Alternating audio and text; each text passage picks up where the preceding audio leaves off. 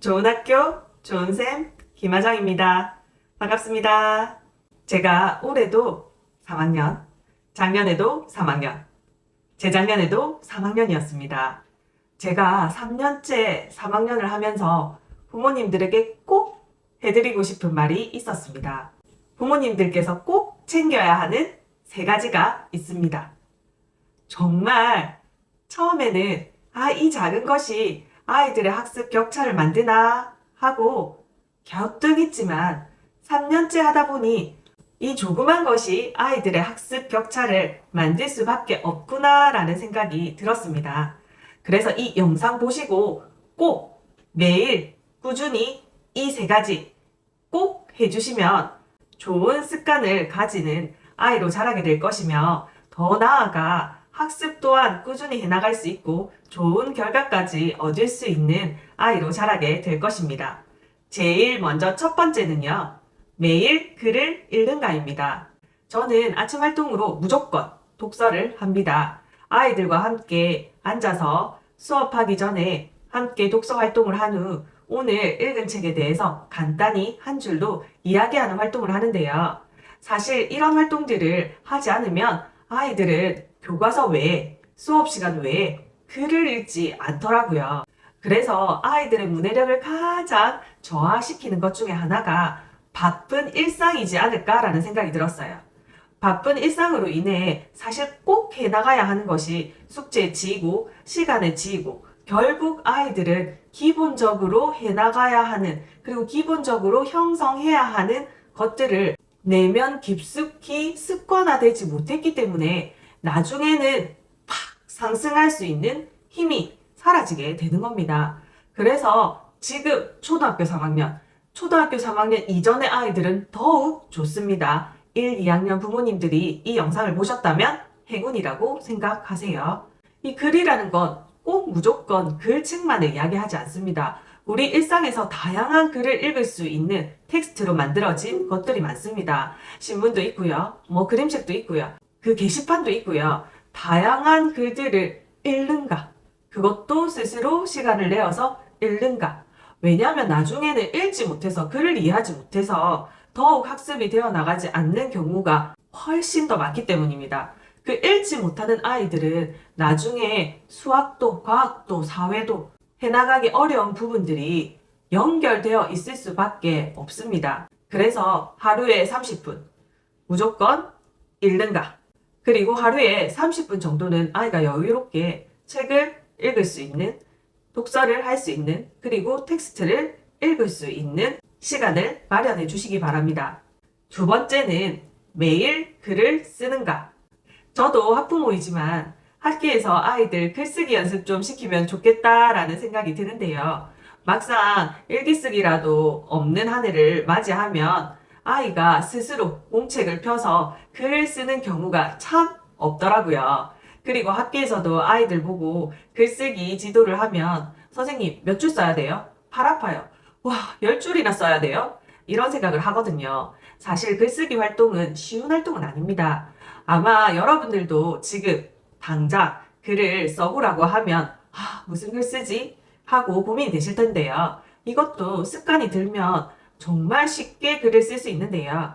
이게 왜 어렵냐면 사실 수업 시간에 앉아서 선생님의 이야기를 듣고 따라 적고 하는 것은 내가 만들어내는 생산활동은 아닙니다. 바로 인풋이라고 하죠. 근데 하지만 우리가 뇌에 작용을 해서 여러 가지 생각을 하나로 만들어서 다른 사람에게 내보내는 아웃풋 활동은 쉬운 일이 아닙니다. 그런데 이 아웃풋도 계속적인 연습을 하면 뇌에서도 자연스럽게 받아들이기 때문에 이 아웃풋 활동도 쉬운 활동이 되는 겁니다. 그래서 저는 하루에 한 줄이라도 글을 쓰는 연습을 하는데요. 그 첫 번째가 제일 쉽게 할 수 있는 것이 감사한 일 쓰기예요. 감사한 일 한 줄 쓰기 하면서 그 다음 날은 2줄, 그 다음 날은 3줄. 왜냐하면 감사한 일도 찾아서 적을 수 있고요. 나의 일상도 되돌아볼 수 있는 좋은 계기가 되거든요. 이런 것들이 연습이 잘 되면 저는 필사도 추천해 드리는데요. 요즘에는 좋은 필사책이 너무나 많더라고요. 아이와 함께 필사하면서 이야기도 함께 나누신다면 일석이조가 되겠죠. 그리고 요즘에는 창의적인 재밌는 질문을 가진 책들도 많아요. 그 질문을 한 가지 쏙쏙 뽑아서 아이 스스로가 재밌어하는 질문에 대한 글을 써보는 것도 아이가 글쓰기 흥미를 올려주는데 아주 큰 도움이 되겠죠. 그런데 여기서 꼭 아셔야 할 건 아이들이 하지 않았던 새로운 행동을 하는데 부모님들이 꼭 해주셔야 하는 한 가지는 바로 칭찬입니다. 아이가 새로운 행동을 하거나 그 다음 내가 하지 않았던 행동을 레파토리에 만드는 것. 그걸 행동 레파토리라 하는데요. 그 행동 레파토리에 심어지기까지는 아이에게는 동기를 줄 수 있는, 강화를 줄 수 있는 것이 필요한데요. 그것이 바로 칭찬입니다.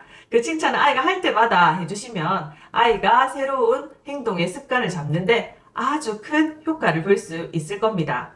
다음 세 번째, 3학년 아이들 1년, 2년, 3년째 첫날 하는 것이 수 감각에 대해서 한번 알아보는 건데요. 아이들이 덧셈을 잘해요. 아이들이 덧셈을 쉽다고 생각하고 또 쉽게 하기도 해요. 그런데 처음 딱 시켜보면 뺄셈은 어려워해요. 그 이유가 2학년 때 배웠던 가르기와 모으기에 대한 수 감각이 아직 머릿속에 정확하게 이해가 되지 않았기 때문이에요. 그래서 가정에서 바둑돌 꺼내놓고 가르기, 모으기, 놀이하면서 아이들에게 수 감각을 길러주는 활동을 꼭 하셨으면 좋겠습니다. 그리고 3월부터 제가 주구장창 아이들의 수 감각을 기르기 위해서 하는 것은요. 받아 올림이 있는 수와 받아 내림이 있는 두 자릿수, 한 자릿수를 더하고 빼고 더하고 빼보는 활동들을 계속적으로 해나가고 있고요. 그 다음 2학년 때 배웠던 연산 구구, 구구단. 우리가 구구단을 외운다고 하는데요. 원리 이해하고 나서 결국에는 익혀야 되는 건 맞습니다. 그 익히는 과정에 조금 더 재밌게 아이들이 수와 친해질 수 있도록 해주신다면 그 3학년에서는 어려움 없이 해나갈 수 있는데요. 만약에 받아내림이나 받아올림에 대한 이해가 어려워서 힘들어하는 친구들은 3학년 교육과정 첫 단원 덧셈과 뺄셈 과정을 따라가기가 조금 힘들어합니다. 아이들이 곱셈 구구에 대해서 이미 배운 지 오래되어서 잊어버린 경우가 많습니다. 그래서 아이들에게 매일매일 함께 구구단을 외워보고 재밌는 놀이 활동으로 구구단을 익힐 수 있게 도움을 주고 있는데요. 나눗셈, 곱셈 단원 들어갔을 때 시작하면 아이들은 이미 잊어버린 걸 되새김질 하는데 시간을 많이 보내게 되거든요. 그때 아이들이 당황해서 수학은 어려운 것이라고 생각하기보다는 꾸준히 3학년 시작할 때부터 가르기 모으기를 통해서 덧셈과 뺄셈을 연습하고 그 다음 곱셈을 연습할 수 있도록 매일 꾸준히 하루에 10분씩 수감각을 기르는데 도움을 주신다면 아이들이 3학년 교육과정을 따라 나가는데 큰 어려움이 없을 거라고 생각합니다. 그럼 초등학교 3학년 지금부터 꼭 해야 하는 세 가지. 첫 번째, 매일 읽기. 두 번째, 매일 쓰기. 세 번째, 매일 수감각 기르기. 마지막으로 이 세 가지를 매일 꾸준히 하기. 꾸준히 하는 사람은 따라올 사람이 없습니다. 매일 꾸준히 하는 것이 몸에 배어 있는 사람들은 좋은 습관과 끈기와 노력으로 무엇이든 해낼 수 있는 힘이 길러지는 겁니다. 그런 아이들에게 시험 점수보다 더 중요한 것이 바로 좋은 습관이라고 생각합니다.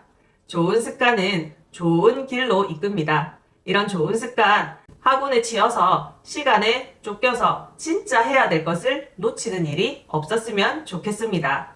학교가 즐겁고, 가정이 즐겁고, 사회가 즐거운 대한민국을 꿈꾸며 오늘도 좋은 학교, 좋은 쌤이었습니다. 안녕!